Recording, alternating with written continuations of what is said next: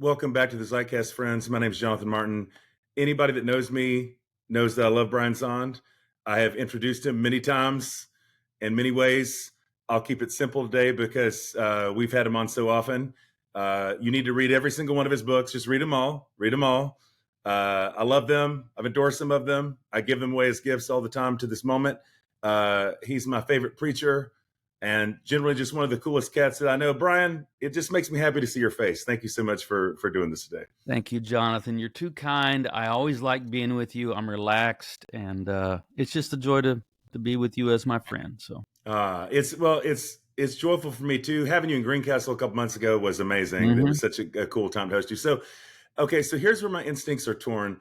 Initially, when I asked you to do this, what I was thinking, because part of why I'm podcasting a lot more right now is trying to provide a kind of soul space and solace in the time that it is. But I want to talk about kind of the explosive things first, or generally. So I think I may want to just lean here. I'm just going to throw out a statement, a thought just something I wrangle with. See what you think about it, and we'll go from there. And then we'll get to some comfort, some rhythms of prayer and stuff maybe as we go. Yeah. So I'm on a thing right now, Brian, about disinformation and misinformation. I can't find any statistics that don't make it seem like from every direction that evangelical Christians, white evangelical Christians in North America seem to be the most likely people to believe a conspiracy theory. I'm sitting with all this so much to where, and it seems wild to say I honestly feel like I love Jesus more than I ever have. I feel more connected to God, sense of spirit, all that more than I ever have. I often think these days there is nothing more dangerous in the world, like no ideology, no people group, nothing than that Christianity. Like there's nothing more destructive. Is that an insane thing to say? No, I don't think that's insane. My question though is, because I got to get it straight, is it that humans cannot affect the climate or the government can control the weather? Which is it? I mean, we got to decide which it is. Pick a lane.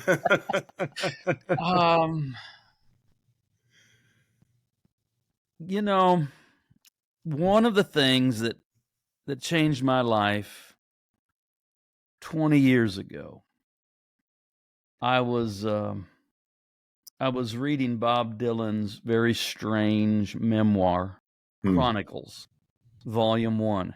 As you do. There is no Volume 2, but it's Chronicles Volume 1. And early in the very strange memoir, I mean, he won a Pulitzer for it. You don't necessarily learn a lot about Dylan. You pick up some things, but, he's a mysterious cat. But he talked about when he'd first moved from Minnesota out to New York, and he was staying because he was a complete unknown, and he was just staying with whoever would take him in, and he was staying with, I forgot who it is, somebody in their Manhattan apartment, and he had a library. He was very erudite and sophisticated. And Dylan walked in and turned on the lamp and was looking at all of his books, and Dylan says, it was enough to make you lose your passion for dumbness. And I remember I was on an airplane when I read that, and I just underlined that. Lose your passion for dumbness. And that's when I got serious. I thought, okay, my field where I labor is that not only as a pastor and preacher, but I want to be able to engage seriously in the long conversation that is Christian theology. And the price for admission, the price to be taken seriously, is to kind of know what's already been said. So I just threw myself into reading, losing my passion for dumbness so that I could be a participant in that conversation. Now, I know that isn't what you just brought up, but I'm just saying that in reference to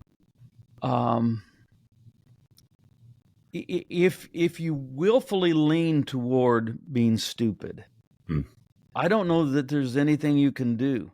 Plato said, don't waste your time with stupid people. This is not very pastoral at the moment, but I mean, what are you going to do? Yeah. But some of it has to be willful. What I'm seeing, because the disinformation is not just, oh, I made a mistake, had the wrong information there. It Right. is politically driven, Yeah. partisan, politically driven, so that it's not just misinformation. It's misinformation, like in a mistake. It's misinformation designed toward a political end. Yeah. And we have to love truth. We should pursue knowledge. We should pursue understanding. With all of your get knowledge, get wisdom, get understanding. So I don't know what to do about it. I have nothing to. I just don't have time for these people. I don't know if I want to spend a lot of time trying to correct them. I keep hoping that intelligence wins out ultimately.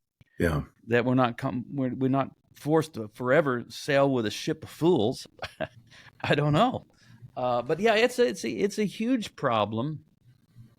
The problem isn't though misinformation. The problem is a fanatical devotion to a particular partisan divide, and then where it's take no prisoners. I don't really care. I don't care if they are or not eating their pets in Springfield, Ohio. If it helps my cause, I'm gonna stay. This was coming from a man who wants to be vice president of the United States. Yeah. I mean, just out pretty much. I can't remember the exact quote. It doesn't matter whether it's true or not. If the story helps, then I'm going to tell the story. Well, right. Yeah. Well, and what I wonder about that, Brian, is that, I mean, two thoughts. One, I keep thinking about Scott Peck's whole thing in People That Lie, this idea of when you do willfully start to believe a lie. Not, it's one thing to tell a lie, everybody's lied, but when you decide to believe something that you know is not true, how uniquely dangerous that is and how evil that can be. So I'm thinking about that a lot these days. But the thing I keep seeing with Christians, the only thing that can make sense of this for me, because now I feel like this happens so often in some form, is that if you do try to confront some of that, and I'm with you, I don't know that I want to spend my whole life doing that, but that when you do, there seems to be, if you have a certain reading of Revelation, we're the people of God, they're the people of darkness, on a certain grid, if the idea is it's always wartime, it's never at peace, does that seem to be the thing that kind of underwrites this, that for Christians to be able to say, okay, well, I may not be right about that particular thing, but still they're on the wrong team. Does it seem to be something like that? I think isn't that all of it? Yeah. Just deep-seated us versus them. And I think there also is some insecurity that they know that a certain ilk knows they really haven't taken the time to pursue serious education and to learn some of these things.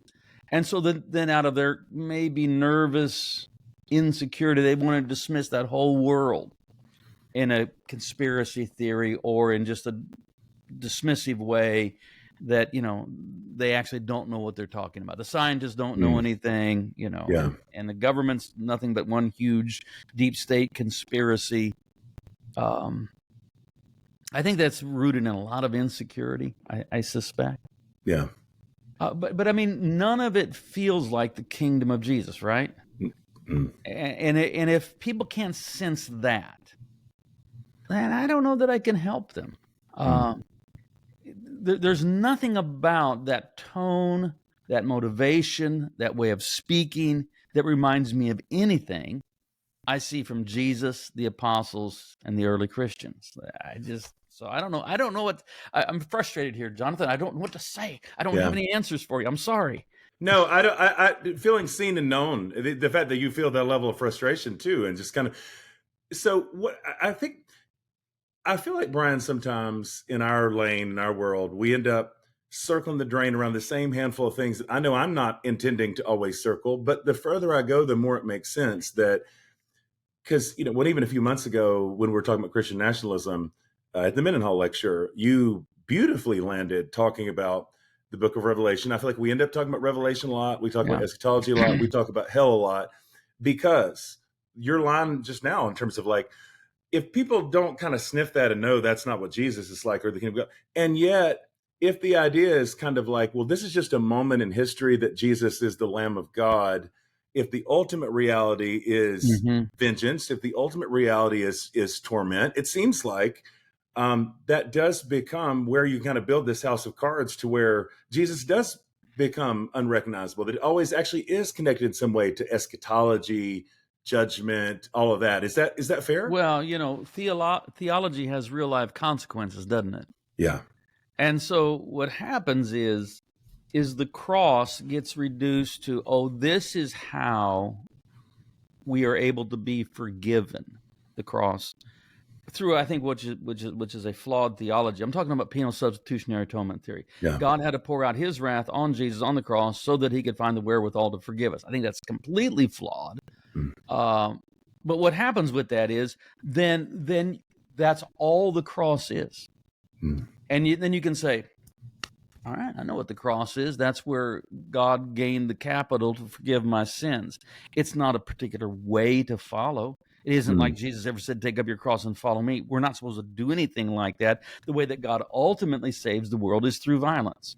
I mean, that's how that works in that particular eschatology. That there's this brief moment at the cross where there's some kind, I think they're misunderstanding how forgiveness works there. But okay, there's a moment of love, there's a moment of forgiveness, but swirling all around it ultimately is God's going to save the world by killing the bad guys, and the bad guys are them.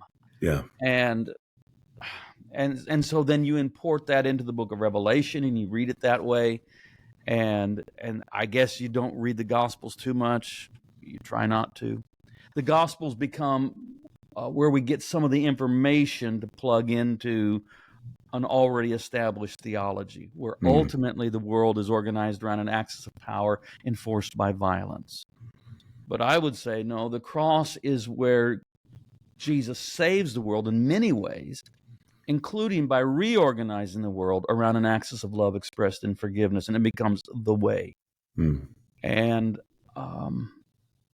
one of my favorite, it's not really a quote, it's a paraphrase of Hans Urs von Balthasar, but let's just say it's a quote.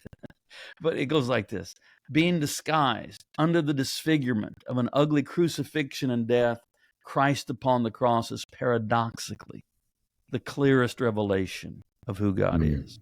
So when we come to the cross, we can say, either you can say, okay, the cross is what God does to Jesus so that he can forgive, or you can say what Scripture actually tells us.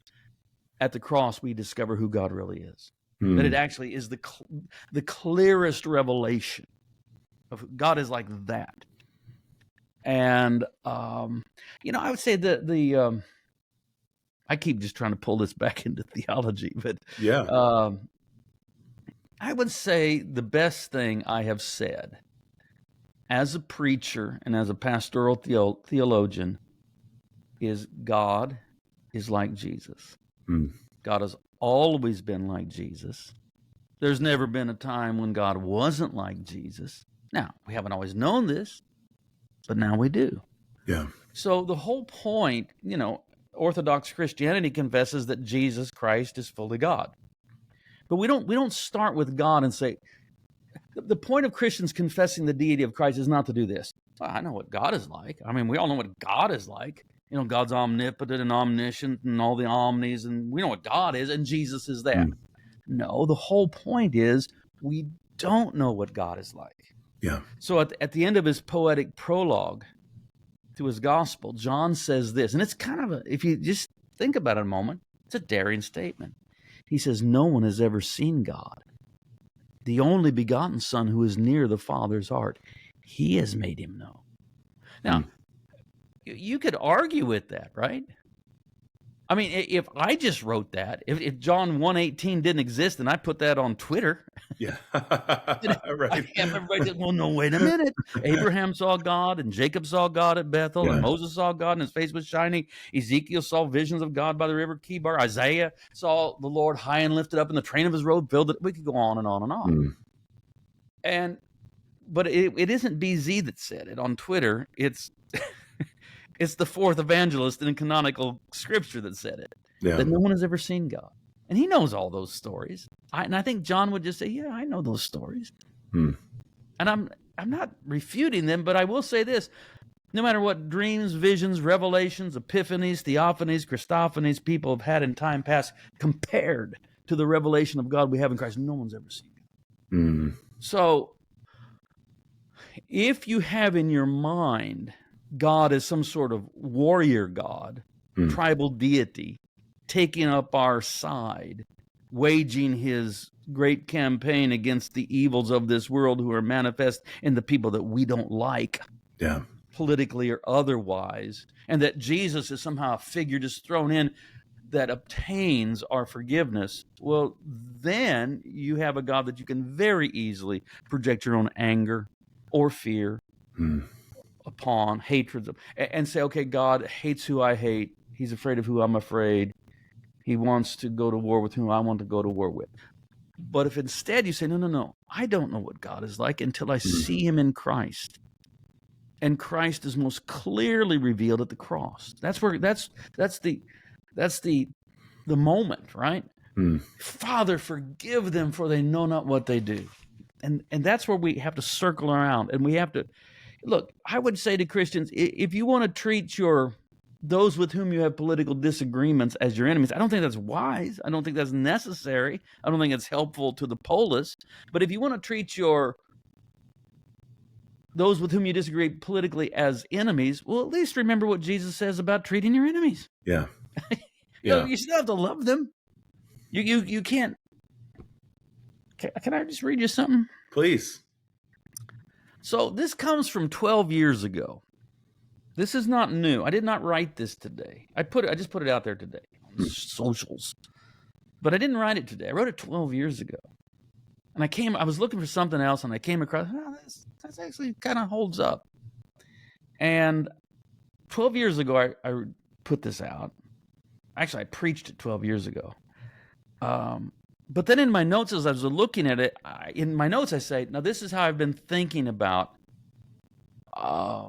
Christians in the political arena for the last 12 years. So really for the entire 21st century, I've been saying stuff like this. I call this BZ's Christian Voter Guide. That makes me happy. All right, so I got 10 points. This is BZ's 10-point Christian Voter Guide. Number one. Before we get started, we'll probably have to come back and talk about it, because there's some things I'm like, my pastoral heart believes every one of these, but I know how each one of them can be pushed against. I get that. Sure. But still, I'm going to say them. Number one, the political process, while necessary, has little to do with how God is saving the world. Two, the fate of the kingdom of God does not depend upon political contests. Three, don't be naive. Political parties are more interested in Christian votes than they are in Christian values. That's a good one right there. It is. And by the way, this one cuts right and left. I mean, this. Sure. 4, the bottom line for political parties is power. The bottom line for a Christian is love, and therein lies the rub. 5, while in pursuit of the ring of power, you are not permitted to abandon the Sermon on the Mount. 6, if your political passion makes it hard for you to love your neighbor as yourself, you need to turn it down a notch. 7, your task is to bring the salt of Christian civility to an ugly and acrimonious political process. Pause. I wrote this 12 years ago, right before the election, and that was that Obama-Romney? Yeah, I think so. See, I was describing it as an ugly and acrimonious political process. Ooh. Oh, we were so very young. We were polite then, yeah. Well. 8, and this one I won't back off on at all. To dismember the body of Christ over politics is a grievous sin. I'm weary of this, either side saying, if you vote in such and such a way, you're not a Christian. I can imagine Paul writing a letter to the church in America over that issue. And number 9, exercise your Christian liberty to vote your conscience and conviction while accepting that other Christians will do the same and will vote differently than you. You have to accept that. 10, it's more important that your soul be filled with love than for your political team to win the game. So I'm not sure which side's going to be more offended by that, but it's going to be both. Although there's a plenty of people that are going to go, so I think they hear some wisdom in that. Yeah, yeah. Well, I hear all kinds of wisdom. It's interesting, though. Even I love like your disclaimer out of the gate in terms of like, hey, you can already hear in your head the sort of objections that people would have. Because what is the voice you hear in your real head? issues that really affect people. I get all of that. I do. Yeah. How about this? Because this, I but our rage doesn't help. I don't think our rage is helping anybody. No, it doesn't. It doesn't. And which is interesting how rage, I love that you use the word projection a lot. And I think it's so helpful because I do feel like so much of what we think of as the judgment of God is, of course, just reflection of our judgment, our rage, our fire, not God's fire. These have to be different things. One of the things I do find myself wrestling with a lot, Brian, because, and I say this as someone who, Howard Ross is my mentor. Everything in your list, I'm all the way there. I do, even you talk about writing that 12 years ago, I think it holds up. And yet there are also things about the Trump phenomenon, the Trump moment that feel pretty particular in ways I just wrestle with it. I totally agree that Trump is an outlier from what has been the political norms for at least all of the 20th and into the 21st century. And that's a problem. That's an issue. So I don't know who all listens to this. I assume there are people that kind of think like Jonathan Martin thinks. So I'll just be a little more forthcoming. I'm just sitting here in my basement on a Tuesday. I don't know who's going to win this election. Trump could very well win. I mean, it's, flip a coin sort of situation here. When Trump became president in 2016, I'll admit I was like, I didn't see that coming. And a lot of people didn't. This time around, I don't know if that's going to happen. But there is a part of me that's going to say, this is what America is. Yeah. I think even, because I know I'm talking kind of to the left right now. I know on the right you have this conflation of a certain version of Christianity with a right-wing political agenda where God bless America and all that means something.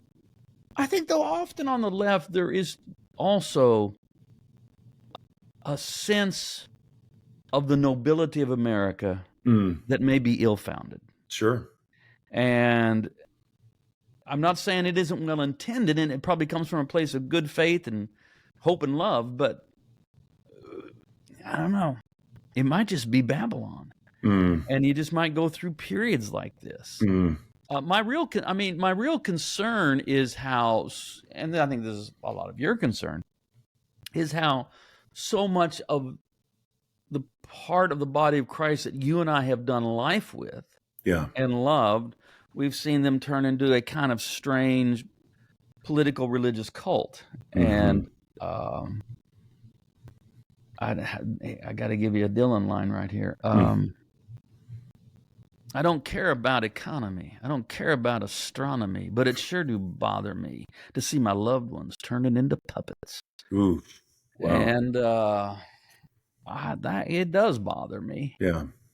I don't think you can fight it head on directly. I think it's just, I think that would be a lost cause.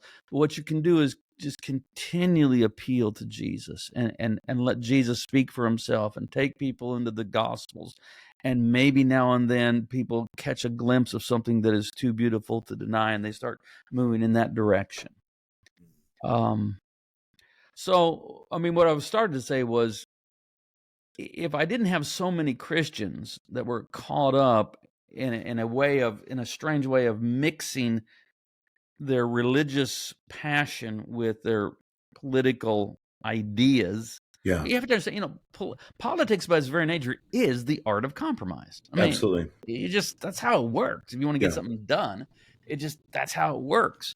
And when evangelical Christians kind of all of a sudden, very suddenly stepped into the political arena, circa 1980, somewhere around there, they did so with a stunning naivete. And they still seem to carry a lot of that naivete that the political process is one of give and take.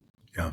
But if you carry your religious conviction where any kind of compromise is apostasy, well, then actually you make the political process impossible. Mm. So what I keep trying to say this. If I didn't see the church getting tangled up in this mess, who is present or not, though I care, I have children, I have grandchildren, got to live here. I get all that. But I would also, there would be a certain resignation. I'd say, well, it's the new Rome. It's the latest Babylon. Sometimes you get a Caligula. What you going to do? Yeah. You muddle through the best you can. What concerns me most is to see the church, at least, I don't want to say the church, but some of the most visible and vocal aspects of the church in America squandering its witness, and not squandering its witness. That's too kind. Destroying its credibility. Yeah. And so that's what saddens me. But also, I've decided I'm not going to go through life being sad all the time either. Sure. Yeah, I hear that. Not. I'm not going to do that. Yeah. Because when the day's done, I actually do believe the good news, and it's good news. And one of the things that made Christians stand out in those first centuries was their inexplicable joy. That the world looked at them and thought that these people have no reason to have joy, but they do. And I want to belong to that tribe, that kind of, I want to embody and present and invite people into that kind of Christian experience. I'm so with you. I'm hungry for that kind of joy right now. I feel that kind of joy right now. And it's one of the things I love about being with you and other people who kind of, are trusting Jesus and this good news in this way, is that I'm weirdly energized. I think I think for me, the tension, mostly it is exactly what you said in terms of it's the explicit commandeering and co-opting of the language of our faith that drives me the most bananas. I think the other thing, though, I always find myself kind of sifting these days is the sense that both, just because I really do believe like that we are Babylon in a way. Rome's always the same. Babylon's always the same, especially like on a domestic level. When I think about my neighbors, I think about people who live in places like Greencastle, Indiana, the open embrace of just kind of through the front door racism really just freaks me out. It just freaks me out. Yeah, I hear you. And and can feel like a complication in that way, because like I am very drawn to, and I know all of the 80 people I mentioned here are going to say controversial things, but Chris Hedges, Cornel West, those kind of folks, I so buy the idea that empire in general, there is a way that everybody, like NASCAR, like they're corporate sponsors for everything, and I think there is a sense in which it's all bad, and yet there's also the sense of like, but anti-racism, I think, is decidedly better than overt racism. And when those tropes get brought in a lot to the conversation, it just freaks me out. Just trying to figure out how to resist that on the ground in our communities. I've seen it even play out in my own congregation. Thankfully, not prevalently, but I've seen, and not in recent years. I could take it way back. I'll take it back to Obama's first election, and then his inauguration, which would have been, is that 2000? Would have been like January 2009, if I remember right. I don't know, it might be. Perry and I, as we so often have been over the decades, were in Jerusalem that night, and we were leading one of our pilgrimages, and I didn't come down to dinner because I wanted to watch the inauguration, because I knew the historical moment, a black man inaugurated president of the United States, and I was hoping that at last we might begin the process of exorcising the ghosts of slavery ships or something like that. So I didn't come down to dinner because that's with the time change. That's when it was on, and I just had to watch it. And then after the inauguration was complete, I came down and joined our group that were having the meal. And one of the guys, a guy in our church, eventually he left, but he said, "Oh yeah, where you been?" I said, "Well, the historical moment of the inauguration of Barack Obama, I just felt like I had to see that." And he just looked at me and said, I can't stand to look at his face. And I was like, whoa, where'd that come from? You know, it was like, there was something in him that I don't know that he knew it was in him. Yeah. And I certainly didn't know it was in, and it alarmed me and saddened me. I've seen a few examples like that have shocked me. Mm-hmm. And, but all in all, but again, I want to say, I think Word Alive Church is a shelter from the storm. It is An oasis in the midst of a lot of a cruel desert. And so, all in all, you know, I think we're making progress. We're making disciples. Yeah. I mean, I can think about people in our church, if they weren't at Word of Life, I could see them going down some of these rabbit holes, or really leaning into some of these ugly aspects. And it is the gospel, being a part of this church, being forced to a certain extent to associate with people that you would not agree with, because our church is not a political monolith by any means. It's just not. It's just not. I mean, would I wish that everyone would just agree with whatever my politics would be? Well, of course, wouldn't that be nice? But that's not what Word of Life is. It pretty much covers the spectrum, and yet we comport ourselves with love and compassion and kindness. And so there isn't a culture in our church where it says you have to toe this political line. What the culture, though, communicates in our church is you can kind of hold the most whatever political position you want to, as long as you can do it with kindness. If you become cruel, if you become mean, if you become demeaning of others, then immediate people, no, we don't do that here. That isn't how we are. That's not our culture. I don't know if we're getting anywhere here, Jonathan. No, you are. You really are. You really are. Are we? Okay. Well, the fact, and I think about this all the time, as much as Word of Life would be helpful in New York City or Chicago or San Francisco or whatever, I'm so grateful that it exists in St. Joseph, Missouri for this reason. I feel like it's like, as a person living and working in rural communities where I see like, you know, just the beauty and of what God does on the ground in these places. It's so maybe this pivots a tiny bit more to the theology, just the theological angle on all these things. So the further I go, the more I have this sense that, because we, of course, both came up theological environments that were very not apocalyptic in the sense of Revelation, but the world is burning to the ground. Doom. And yes, constant doom. And it's interesting to see more and more how that kind of apocalyptic always seems to service a certain kind of right-wing ideology because they need the world to be on fire, you know, like they need this. I'd love to ask you, because for as many times as I've heard you give your testimony in terms of, you know, and the shorthand even of, you know, you're on this trajectory, you are this person, you're on this fast. Perry gives you the divine conspiracy, the way that just the journey started, the way that the stuff around Revelation and into the world and hell, the way those things were kind of baked into us. Did any of that hit you? Was that like a second conversion or a second revelation, or did it all come out the same? Like, was there ever a moment of like, wait a second? Like, I'd love to know where it started for you in terms of where you specifically started to reevaluate the way that you had heard that whole side of the story about the end. It all happened pretty fast, and it was 20 years ago. It happened pretty fast because it's all kind of tied together. Certainly, N.T. Wright helped me a lot. Yeah. God bless N.T. Wright. He really did. He's done good work in helping a lot of Christians get a way better eschatology. Yeah. So I can't remember what it was that triggered me in his particular work, what book, because I read them all really quick. I read all of his big books: New Testament, The People of God, Jesus and the Victory of God, The Resurrection of the Son of God. Those three were out at that time. And so I read those all, bang, bang, bang, bang. And those are big books. And then I read all the other ones. But somewhere along the line, I just realized that this whole rapture stuff was nutty, that it was cooked up around the turn of the into the 20th century, that it had no historical precedent, that it was terrible biblical exegesis. And it was the one area, eschatology, because as I began to develop theologically, and then that would filter into my preaching and direct my preaching, people know the story that we lost people and all that.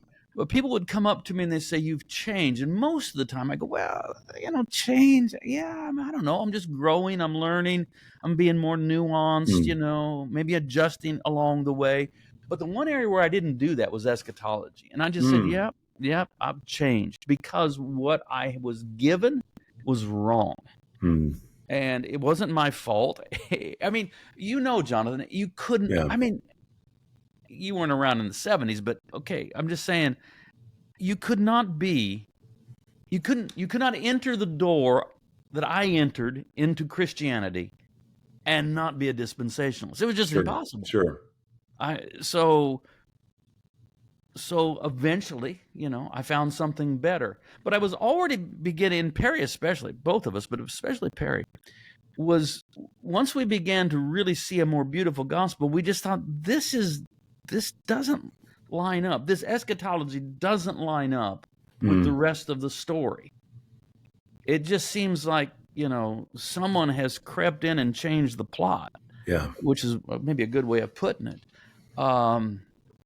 I remember when Barbara Rossing, this was later, I was already fully on board with a new eschatology, but she came out with a book called The Rapture Exposed. I remember that book well, yeah. And I bought a whole case of it. Literally. Of course you did. I contacted the publisher. I want a case of those.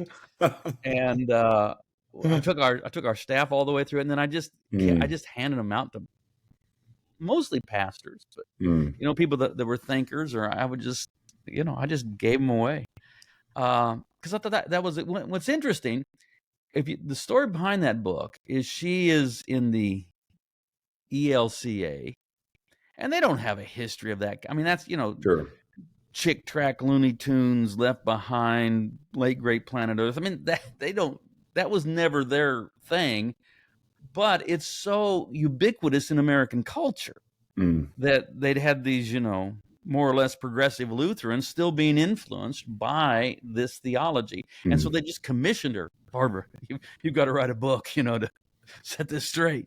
And it's well done. I remember the opening, the first sentence is, "The rapture is a racket." That's a great opening sentence. The opening line. It's amazing. But that's a big thing. I mean, where you think this is headed? I mean, eschatology, the biblical theological study of the last things. But it's not the caboose on the train. Right. I mean, where you think this is headed is actually, it's driving it, right? Yeah. So for example, if you believe, if your eschatology is such, is that for Jesus to come back and wrap all this up, there must be a mega war in the Middle East. Well, that puts you in a bind. Right. It's like, what do I want Jesus to come? Maranatha, all that, come, Lord. Yes. I mean, do I want the culmination of the salvation? Yes. But there has to be a mega war in the Middle East. Well, okay, let's get on with it. So you end up with the phenomenon of a certain strand of American Christian secretly, and sometimes not so secretly, wishing for and even delighting in the prospects of a big mega war in the Middle East. Oh yeah. I mean, if that's your eschatology, you're going to be a lousy peacemaker. And that's why you will find among those people, there's almost this, Jesus said, "Blessed are the peacemakers, for they shall be called the children of God." And it becomes almost suspicious are the peacemakers. They're probably working for the Antichrist. That's right. I mean, that's turning the words of Jesus on their head. Yeah. And so I keep thinking that this is going to come to an end. Are young people still being drawn into this? Well, weird dispensational I don't think so. But I think it's because they're leaving the church in droves. I think it's like, they don't believe in that because they don't believe in Jesus. Okay. Right. No, I think you're so right. And the fact that people don't get that the folks who believe these things have real power and influence, they're the ones who always seem to be trying to convince us that they're the powerless, when it's like, oh no, these are folks who shape foreign policy, who fund We have the capacity I to didn't fund used to volatility think of the that was world. possible because I thought, if you're that daft, who's going to Right. hire you to be in charge of something important? But I was wrong. Yeah. Yeah. No, it's stunning and disorienting. What I realize, Brian, because so much of the eschatology stuff turns on revelation, I've realized the further I go, just how much we're in a minority here. Not to say that we're the persecuted ones who are really right, Yeah. but it's like, okay, so when we come out of the kind of eschatology that we did and we don't believe that anymore, it's been interesting to me just how often I still run into like pretty decent scholarship on revelation, either that's a little more academic, quotation mark liberal. I feel like even Crossan does this to a point, and I love so much Crossan, but where the idea is like, boy, kind of a mistake. Revelation's included in the canon. It's too dualistic. I literally had a conversation with John Dominic Crossan on this. I mean, I forgot. I remember that you talked. I didn't remember that you talked about this. yeah, and I stressed then, and I'll stress now, I have unbounded respect Same for John Dominic Crossan. I've read, I think, everything he's published. Yeah. I mean, it's maybe not academic journals, I don't know, but books. I've Sure. read them all, and to great benefit. I think very highly of him. But I did tell him, I said, well, you're essentially doing with the book of Revelation what the fundamentalists do. And I said, there is a better way of reading it. And I said, ultimately, I don't think the authorial intent of John the Revelator was to endorse a concept of violence as being the ultimate means by which God achieves salvation on the earth. But even if he did, who cares? That I mean, once it comes into the canon, authorial intent doesn't matter. That's right. And I remember N.T. Wright one time saying, no, it wasn't. It was Hauerwas. It was Hauerwas saying, something to the effect that if they were having a conference on the letters of Paul, Pauline theology, and the Apostle Paul showed up, and he stood up and says, now I'm going to tell you what I really mean here in Romans. Hauerwas said, I would stand up and say, shut up, Paul, sit down. This book belongs to us now. The way I heard him tell it one time, I'm pretty sure I'm sure yours is more accurate. He said, I tell him to shut the hell up and sit the hell down. This belongs to the church. That sounds more authentic to Hauerwas. Yes, I think that's exactly, yes, that's what he said. And people may not understand that that's actually, yes. Yeah. Once something comes into the canon, it belongs to the church. So whether or not, I mean, I cannot say with 100% accuracy or 100% certainty that John the Revelator is subverting violence altogether.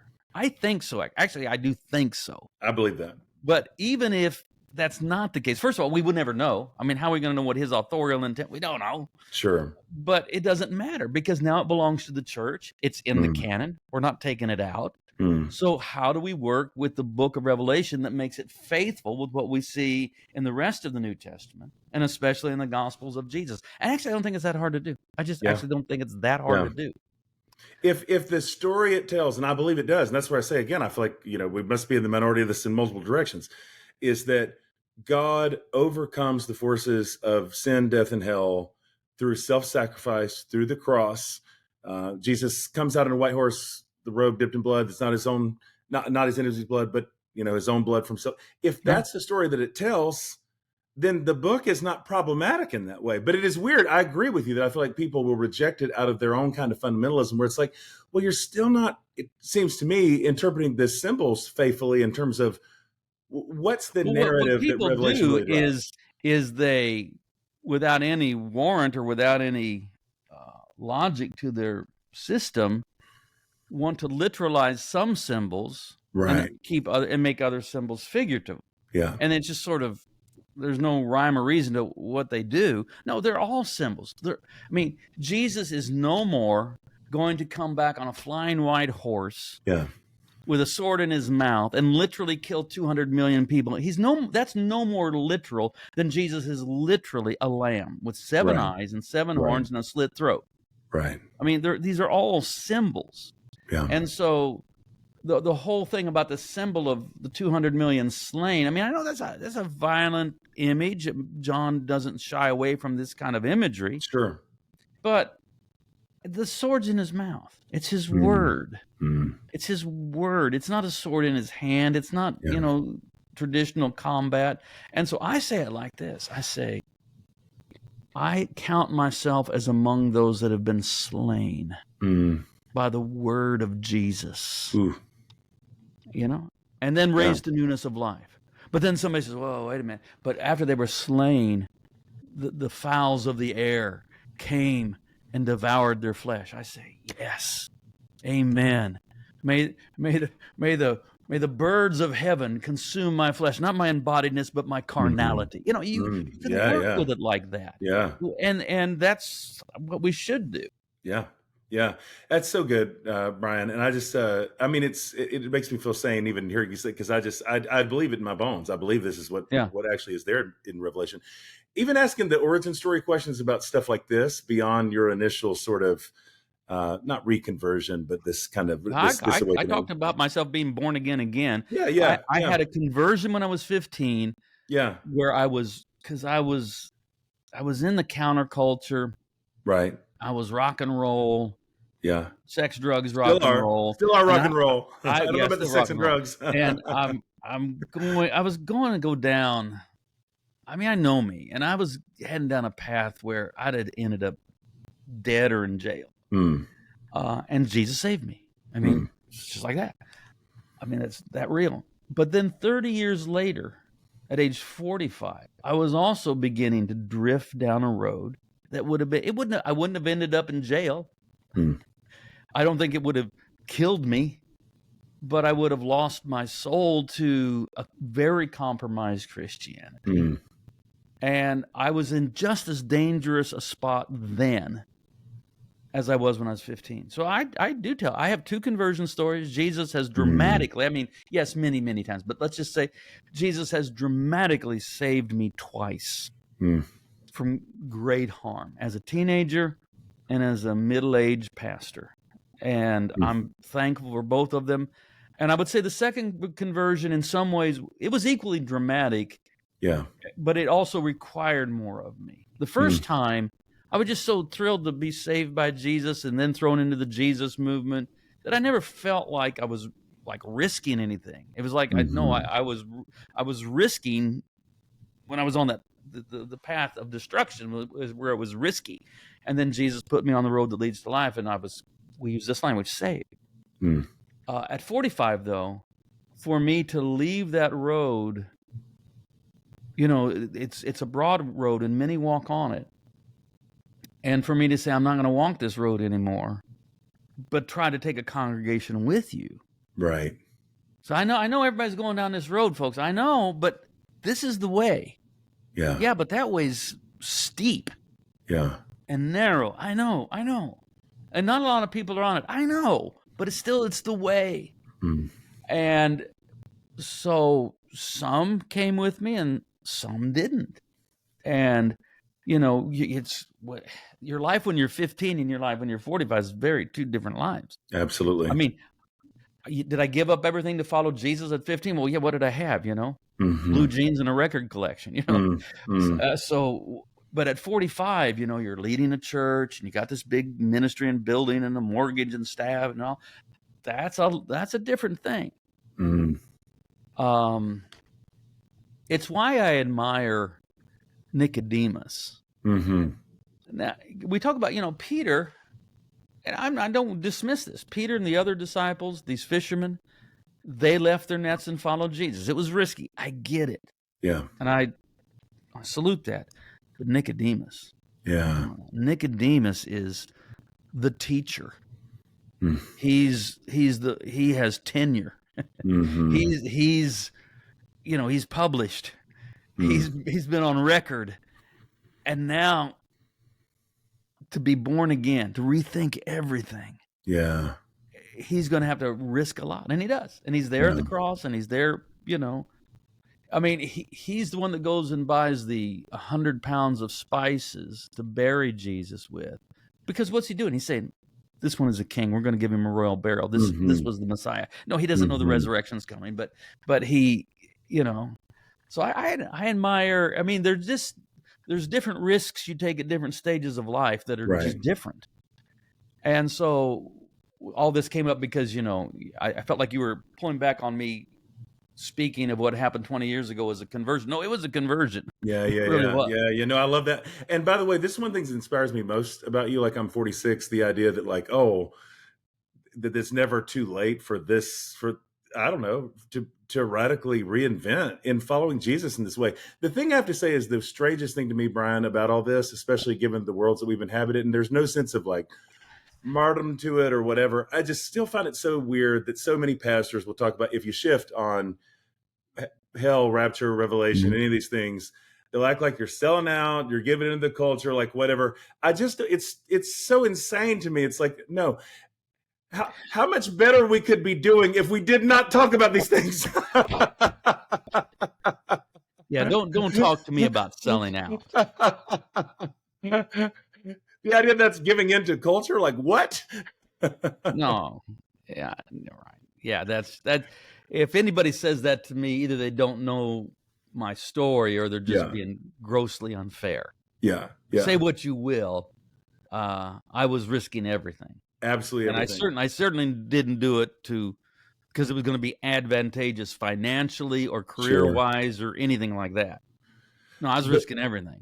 Before I get to one or two quick, at least kind of the rooted, grounded, maybe take us at a more prayerful place kind of questions, I have to ask you, since we're talking about your story this way, the eschatological stuff shifts, the revelation stuff, hell as eternal conscious torment. So did rethinking that happen around the same time?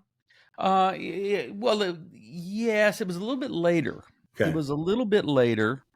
I'd rethought it in terms of I hadn't worked it out. Yeah.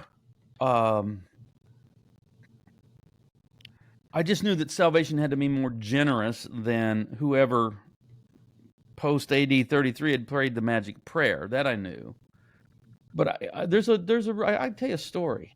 This would have been 2009, June, maybe it was a little earlier, maybe May of 2009. My father was dying.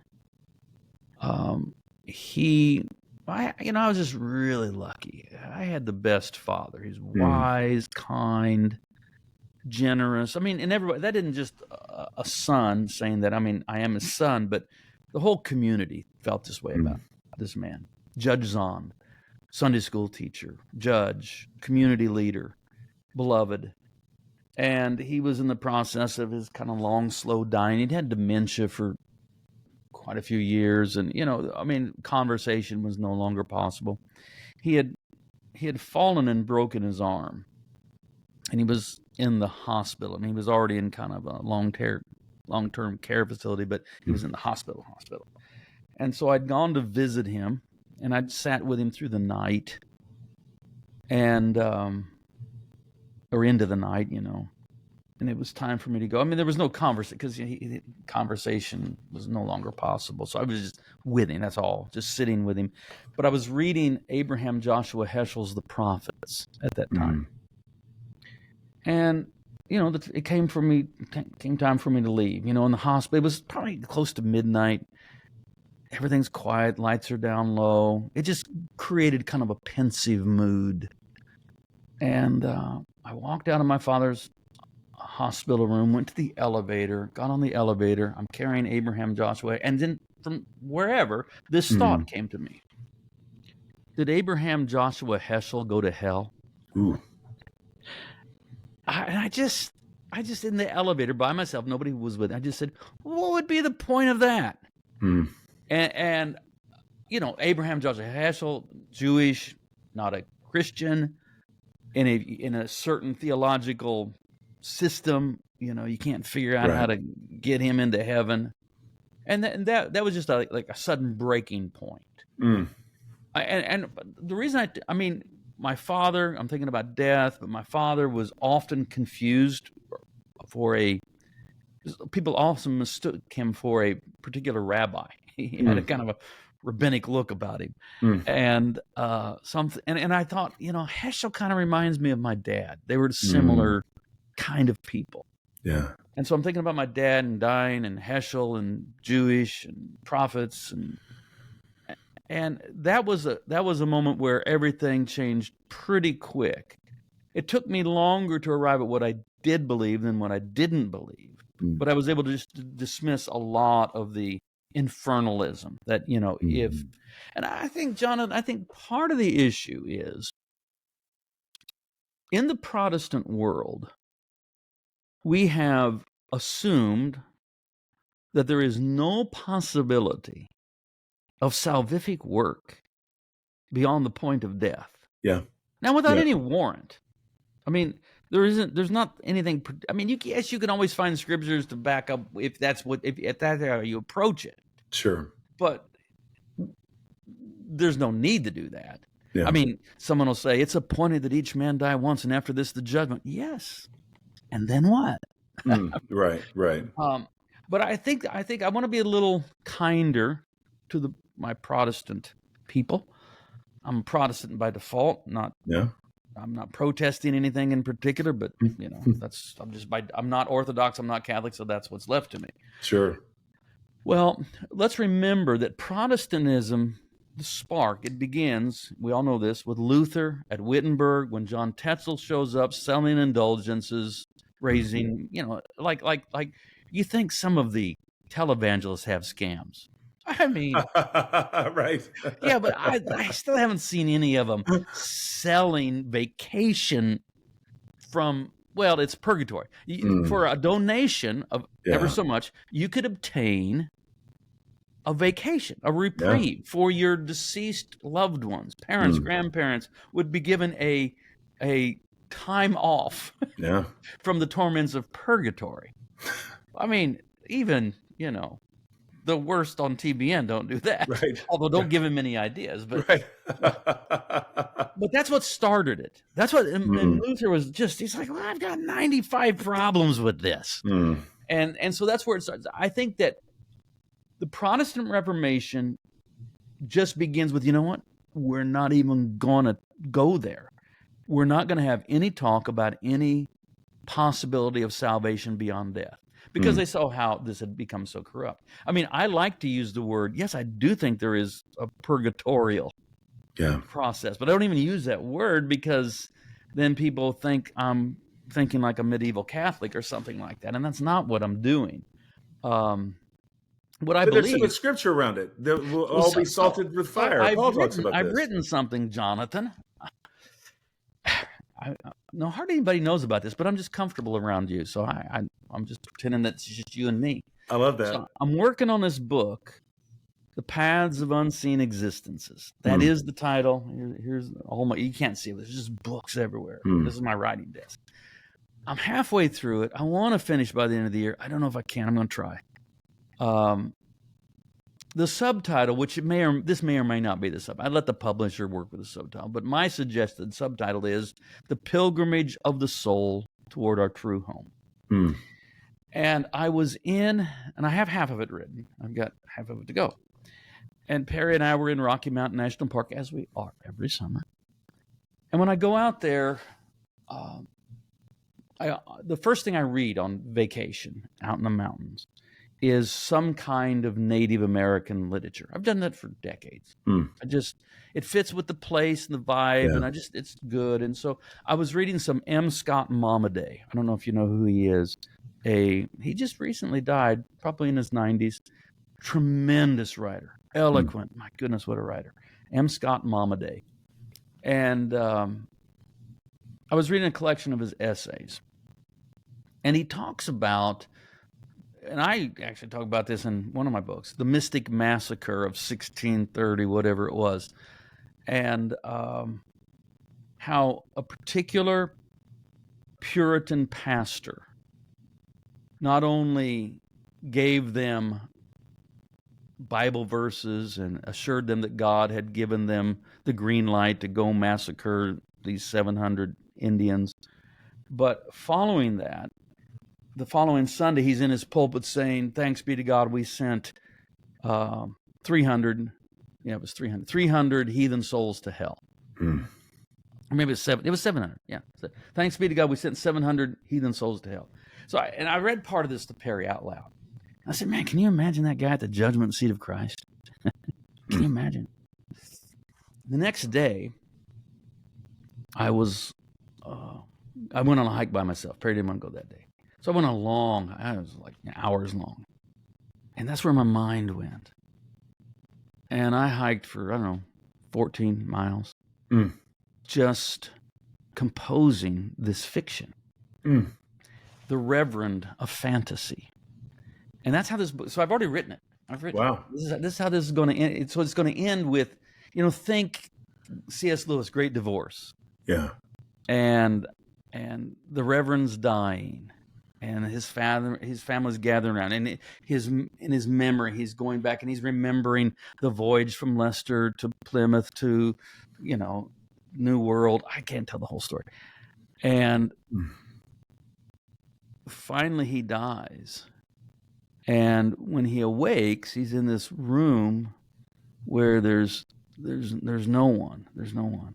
It's just this spare, sparse, white room, no walls, no door, but there's a mirror in the center of the room, and he feels that somehow it's ominous, and he's there. There's no sense of time. How much time he has no idea, but eventually he just says, hello, and the response he gets is this voice from everywhere and nowhere saying, know thyself. And he goes and he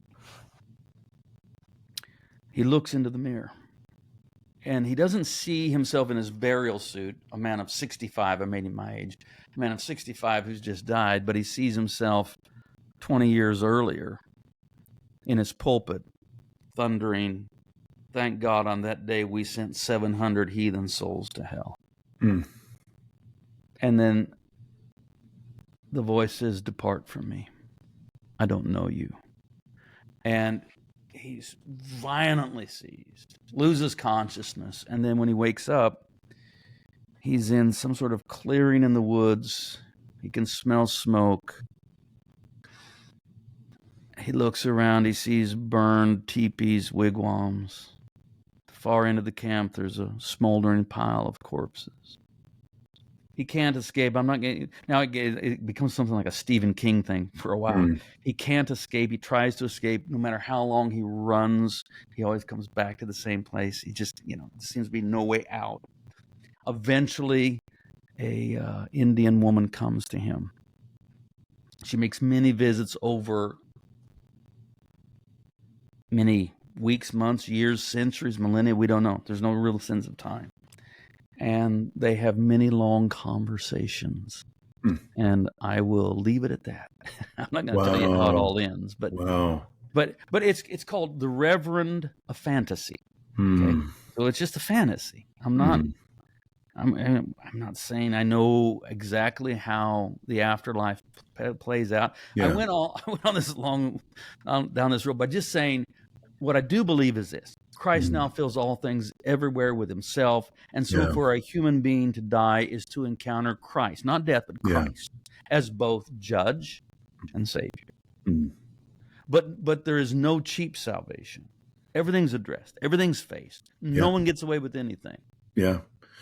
Well, I can't thank you enough for sharing that. That feels very sacred. And part of what I love about it so much, even the reference one of C.S. Lewis, the idea of being able to channel through fiction what we do know to be true about theology. Yeah. And I feel like, Brian, if there's anything you're kind of almost, you wouldn't use slings about yourself, but an apostle for, a prophet for, like whatever, you're the character of God drives everything for you. And it's like what you know about the character of God, which includes, first of all, he's merciful, mercy triumphs over judgment, but that God is just. And that's what I love. It's like I just see all the through lines in terms of your working out. Yeah, no, you're not saying this is exactly how it happens.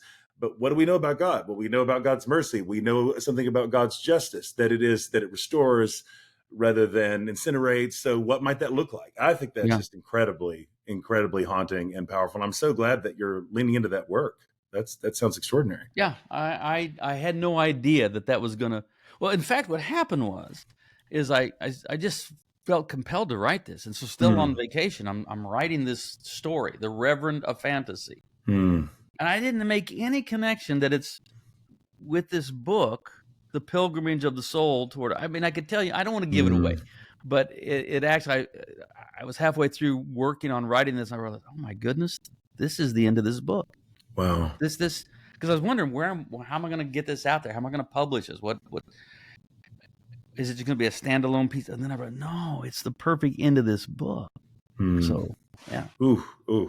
So, well, again, I kept thanking you for sharing that, and I know we've gone a full hour here. I did say at the beginning I wanted to get towards some hope, and I thought there's been all kinds of hope. But in terms of like a way, I'd love to kind of maybe bring this full circle. So I'm thinking about a lot right now, Brian, about the way that, okay, so in this conversation, as with any of our conversations, we're always talking about the journey that we've been on, and it's been a journey out of some things into some other things. So I know I'm always glad, not only not worried about people, I'm glad when people deconstruct whatever language you want to insert there, but from toxic ideology, toxic theology about God. One of the things that I'm seeing a lot right now, and that I do have real concern for, especially kind of, maybe even the stuff about information, misinformation, disinformation, whatever, is that when people move away from some of these toxic ideas. I mean, I literally almost keep thinking about in the Gospels when Jesus will exorcise demons, and this idea that if the house is cleanly swept and the demon comes back and brings more of their friends, and it's almost like worse than before, is that for as much as I don't worry about people ever in terms of like, yes, like experiment, think, read, like all the things, when people walk away from certain kind of ideas, but then they don't find scaffolding, which is what I love so much about the prayer schools, the work that you do in prayer, the way that you lead. If there aren't new practices, in some ways, it almost is starting to seem to me like there's a direct pipeline that inevitably that desire for certainty brings people back around, maybe to sometimes they become bigger conspiracy theorists than they were before, like whatever. But it's like if there's not a scaffolding that we find, like some kind of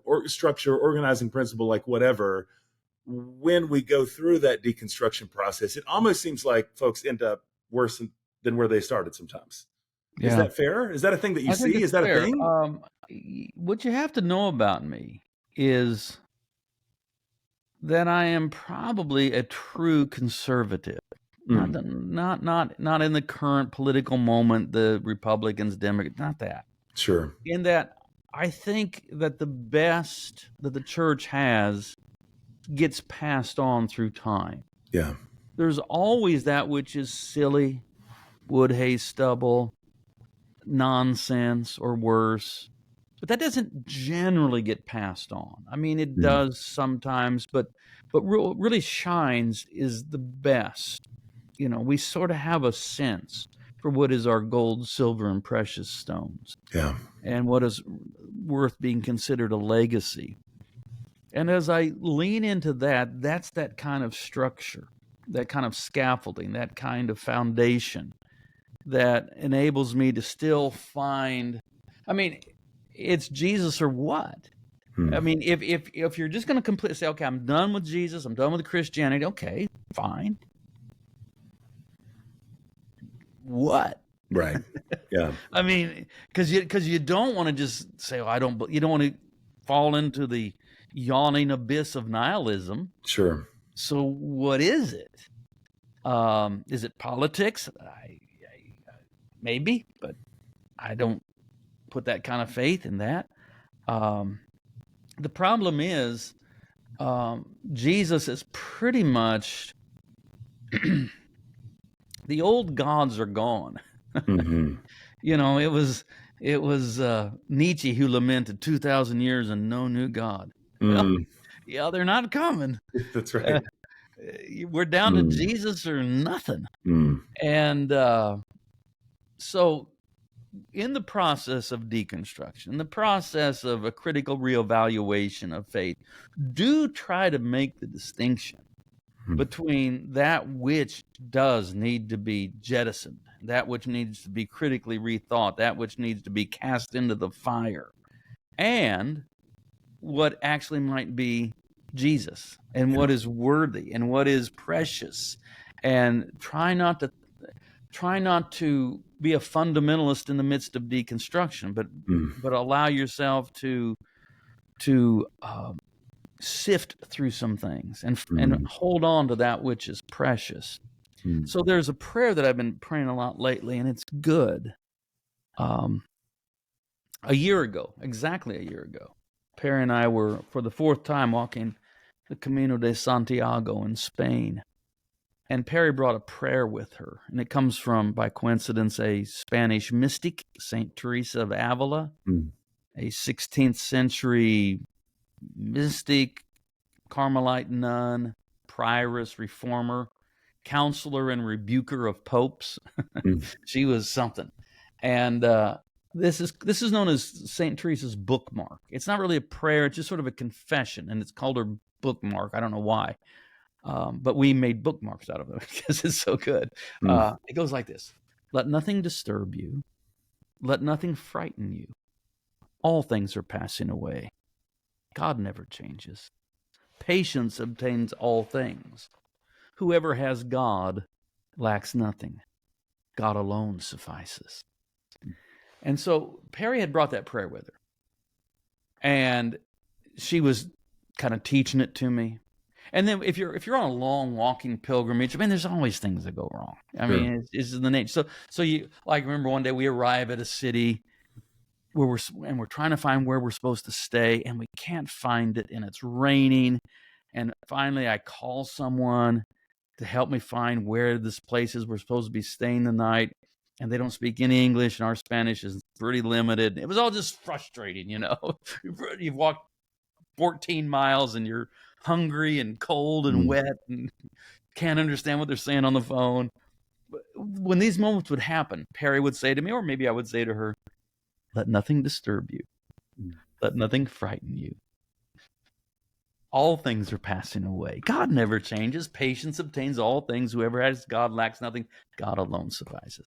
Well, I that became our sort of our mantra on our pilgrimage, but then I just kept it. And it's just now part of my daily prayer time. There's a moment where actually what I do is I contrast it with something out of Macbeth, Shakespeare.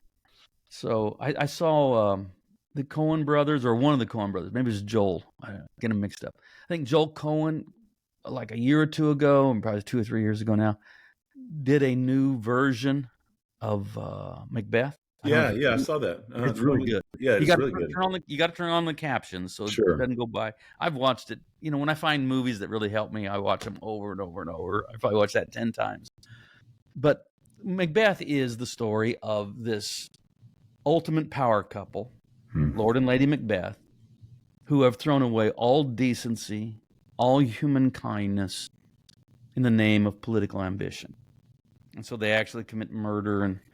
But in the process, the whole point of the play is the irreparable damage one can do to your own soul in the maniacal pursuit for political power. So I think it speaks to us like that.